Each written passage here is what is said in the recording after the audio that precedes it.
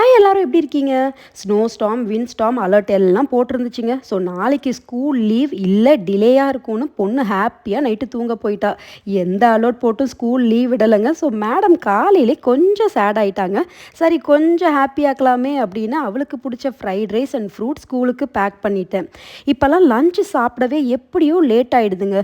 But இன்றைக்கி அதை மாற்றுவோம் அப்படின்னு கொஞ்சம் சீக்கிரமாகவே லஞ்ச் ரெடி பண்ணிட்டேன்.